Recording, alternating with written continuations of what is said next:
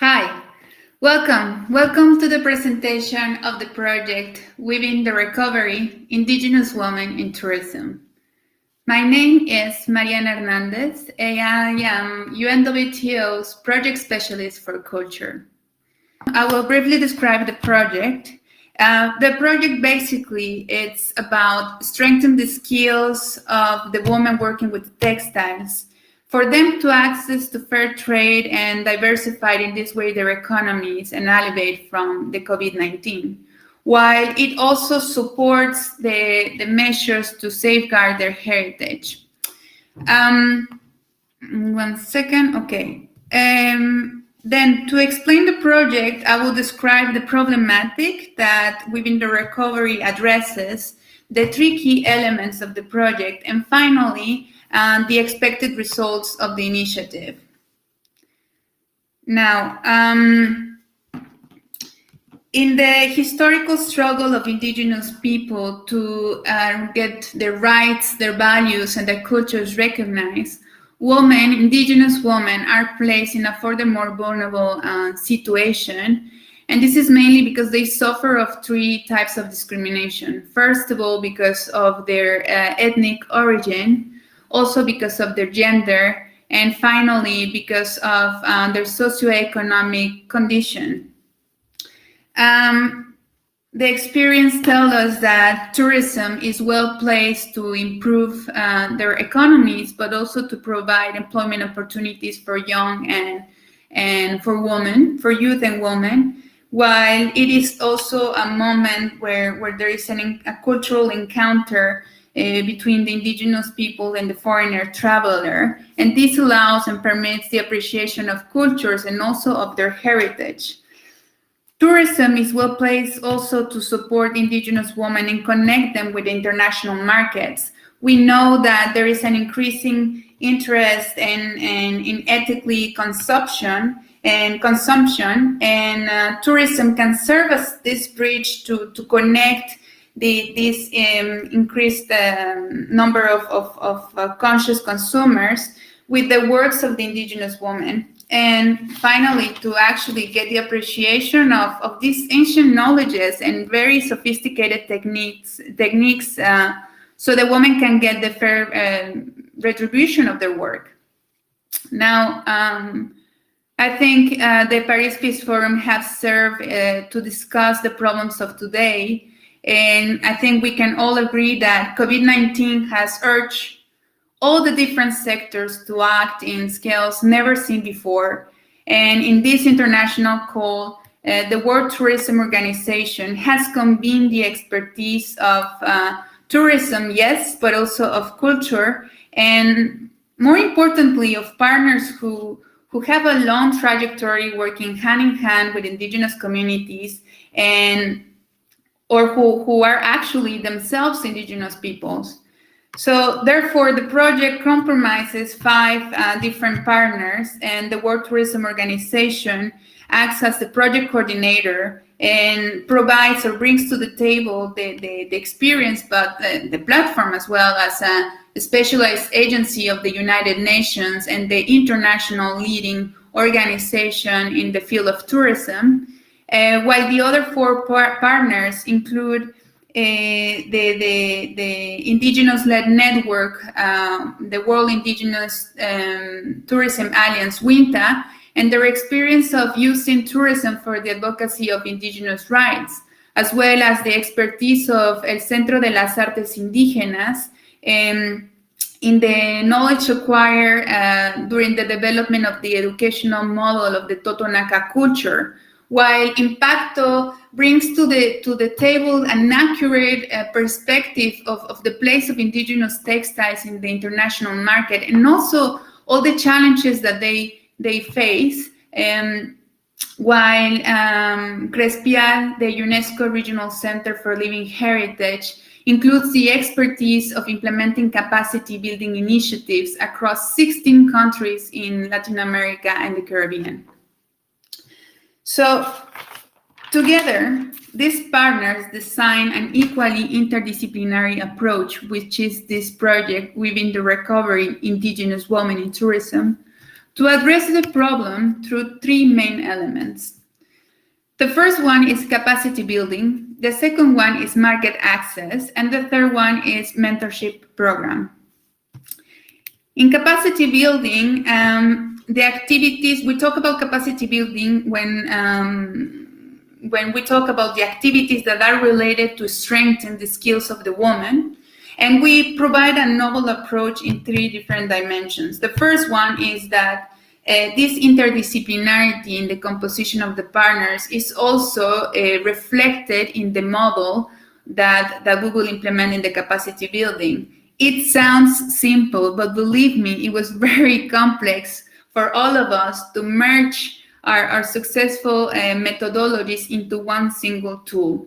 The second one is that we move from the traditional role of women as passive knowledge receivers to actually place them as active trainers and mentors. And the third novel approach of the capacity building initiative is that we create a momentum, an encounter between communities so they can share their experiences in tourism and in working with textiles. So once the skills are strengthened, the knowledge is put into practice in the second main element, market access. Market access starts with raising awareness in the private sector, where the communities are located, about the benefits of engaging with socially responsible practices. Not only because it's it's a responsibility as part of a society, but also, and as I mentioned before, because there is a gap in the market, there is an increase in interest in connecting with ethical and fair trade. After the awareness is raised, the woman and the private sector sit down and start to define the terms and conditions in which their business agreement will be elaborated. Besides this agreement, it's also about getting a cultural understanding, to reach this cultural understanding between the women and between the private sector. And finally, to transform these compromises into tangible results, which will be the business agreements that we will support and promote between the woman and the private sector.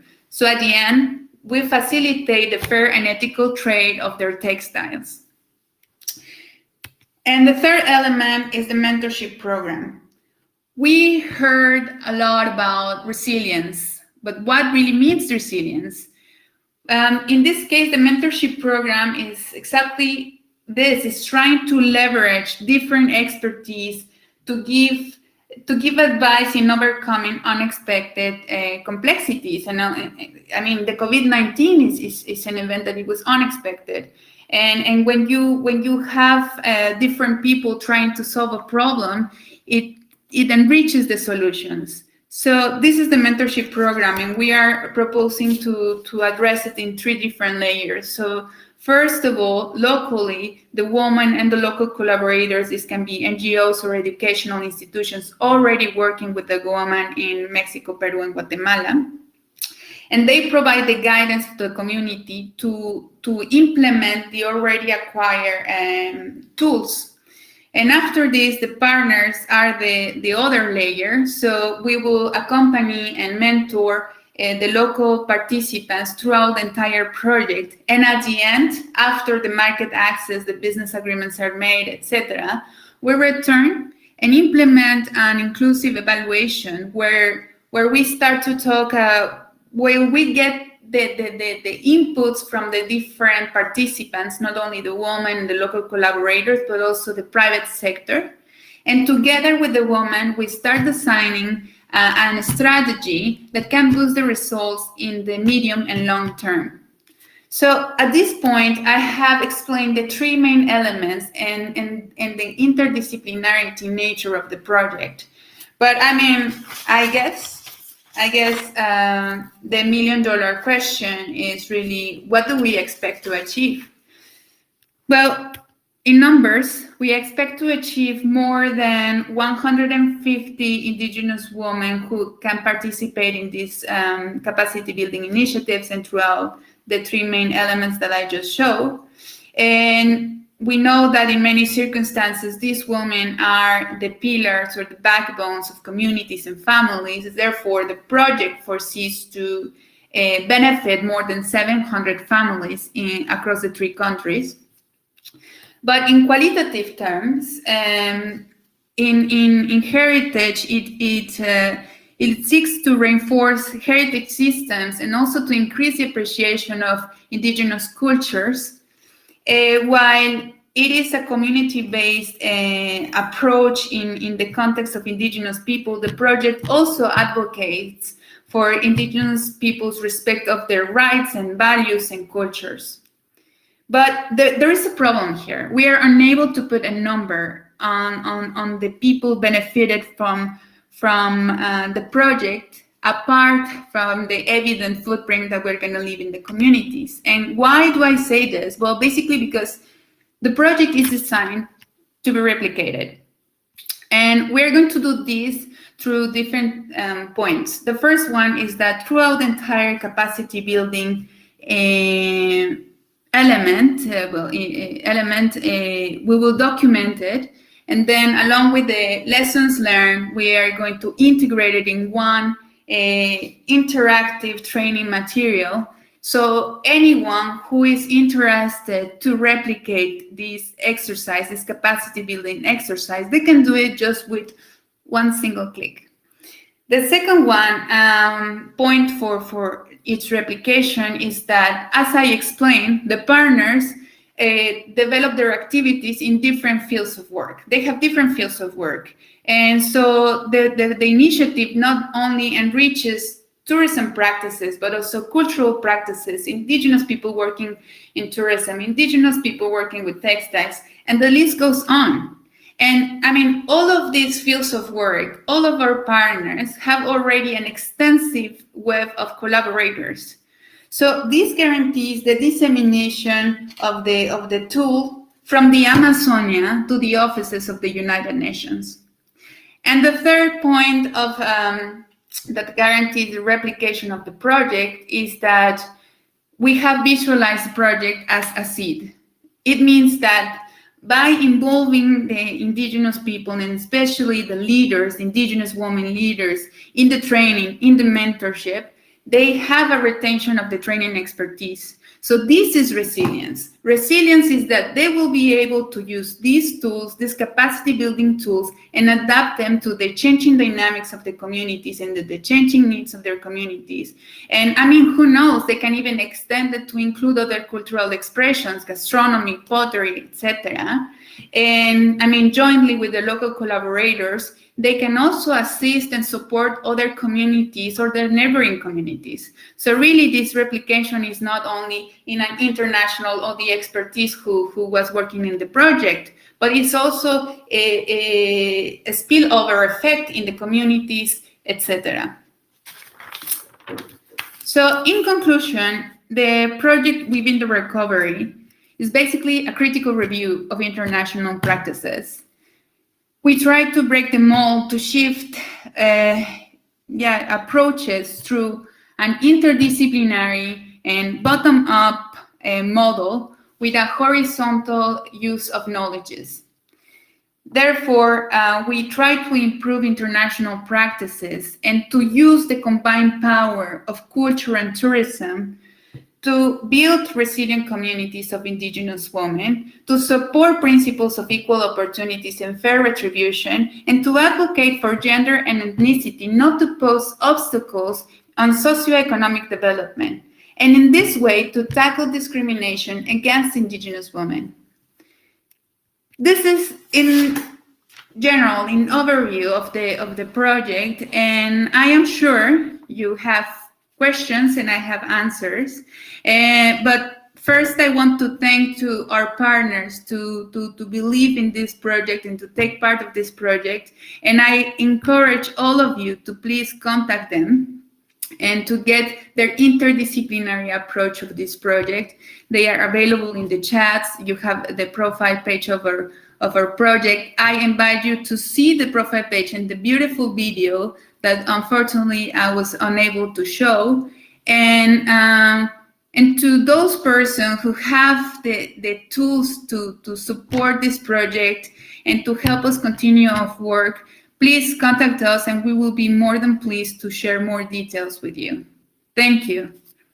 Okay, now I'm gonna pass to the questions and answers. And this, okay, stop. There. Okay, I'm sorry. All right, so I have here some questions.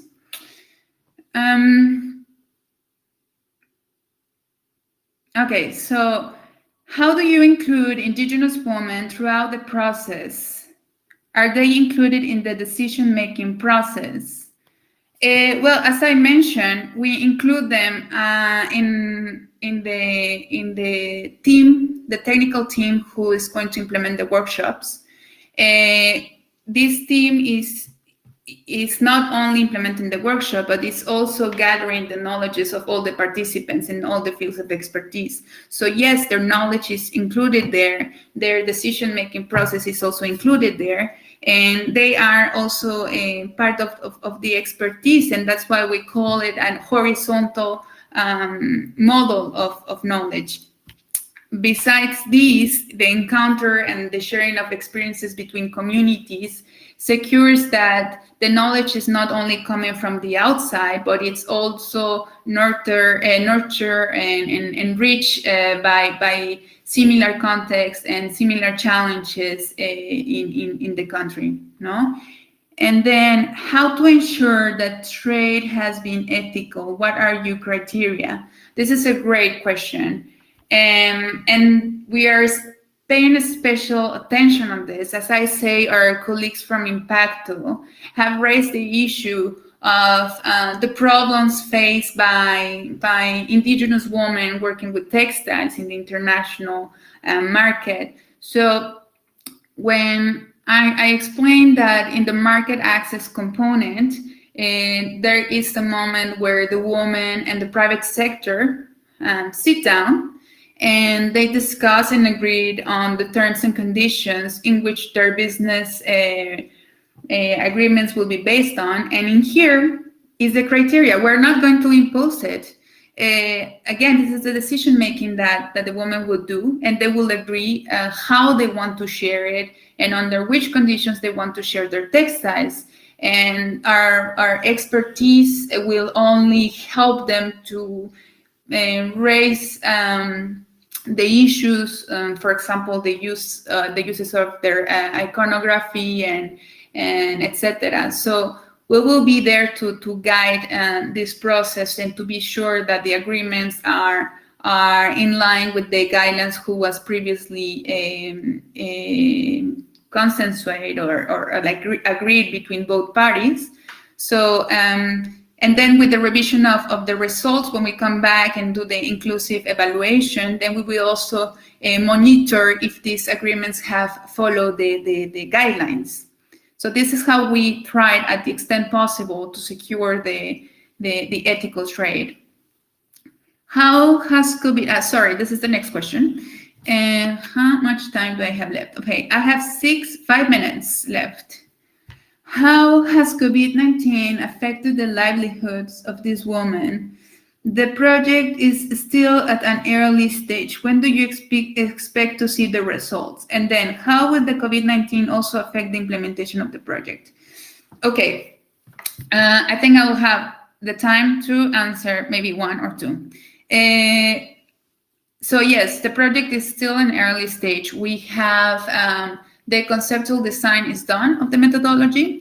As I say, the partners will be laughing on the other side of the screen, but it is not easy to speak tourism culture, indigenous cultures, indigenous women working with textiles. I mean, we have this model finally merged, and now we are ready to start to implement the capacity building activities.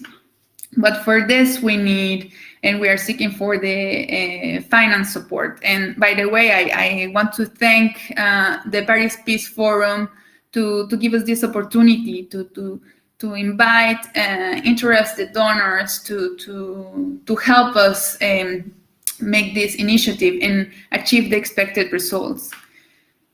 Now, the COVID-19.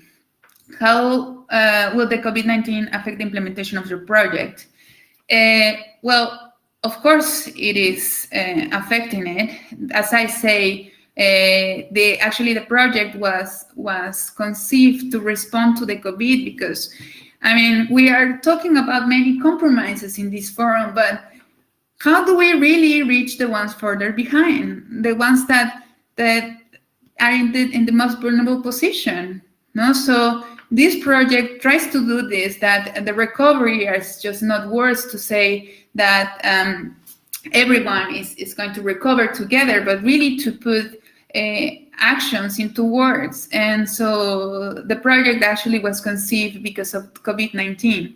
We, of course, have enough flexibility in our methodologies, and it's not only because of COVID, but also when you work with indigenous peoples and communities, you cannot expect that they all have the same needs or they have the same reality. So this is the expertise that the partners brought to the table to be realistic, that we need to have certain flexibility. And so we have the tools and the people to respond to adversities, to respond to situations, either where we have to revise our design, but it is doable. It is designed in this way, as it is designed also for its replication.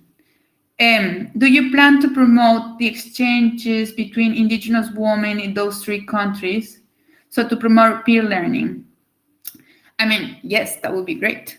It will be great, and this is something one of our partner members, because sometimes we just dream about how big this project can get, and so this will be great to actually get an encounter of all these women who were benefited, and to really exchange their results and sometime after, and for them themselves to enrich their knowledges. No, I think this can be even possible with the indigenous leaders who will act as trainers and as mentors, and this is what I was discussing today in one of the workshops of the forum, is that one of the colleagues was saying that she had a lot of difficulty to implement the workshops that they usually do, because they cannot go to the communities. And this is the key of this. This is the key of resilience in this project, is that through the women, through the leaders of the community, we can communicate and share these tools, this expertise, and so they don't depend on external agencies or external expertise for them to be able to respond to these adversities, and that it's one of the goals of this project, to not only talk about resilience, but actually to deliver resilience. And I think, okay, so thank you very much for your presence today. I hope this was a fruitful discussion. And once more, I invite you to visit the page of the project, Within the Recovery, Indigenous Women in Tourism. And please take a look on the beautiful video that we have prepared for you. Hear to the messages of the women of Los Altos and the Totonaca women in Veracruz. And this is all from my side. Thank you very much for your time.